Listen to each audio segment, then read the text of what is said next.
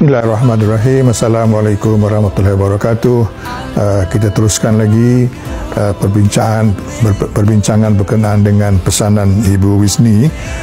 Ibu Wisni mak saya yang telah banyak beri nasihat kepada kami adik-beradik semenjak kami kecil sehinggalah saat-saat akhir kehidupannya, ya. Dan ini boleh menjadi rangsanganlah kepada ibu-ibu, mak-mak untuk melatih anak-anak mereka.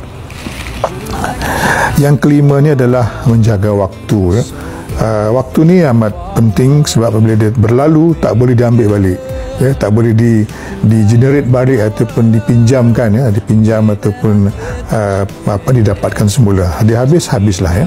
Jadi kita manfaatkan sepenuhnya.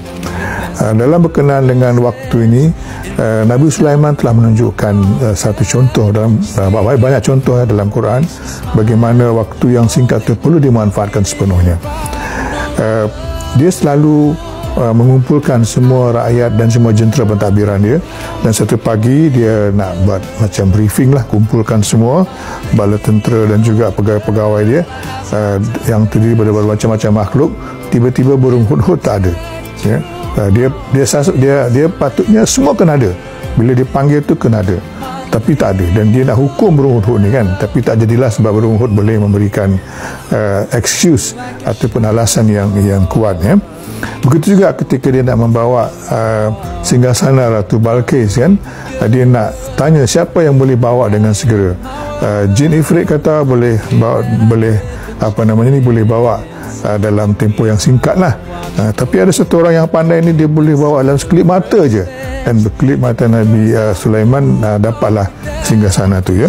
Jadi begitu, ya, masa kalau boleh buat singkat-singkat lah, jangan tangguh-tangguh, ya. Itu ditunjukkan oleh Nabi Sulaiman. Jadi sehubungan dengan waktu ini adalah beberapa hadis Rasulullah, kan. Di antaranya adalah hadis sahih riwayat Bukhari, maksudnya lebih kurang dua hal yang banyak orang tertipu di dalamnya, iaitu kesihatan dan waktu yang luang, kan.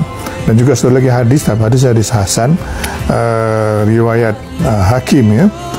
Rasulullah bersabda, maksudnya lebih kurang, gunakan 5 perkara sebelum 5, masa mudamu sebelum masa tuamu, masa sihatmu sebelum masa sakitmu, masa kayamu sebelum masa kefakiranmu, masa luangmu sebelum masa sibukmu, dan masa hidupmu sebelum kematianmu, ya.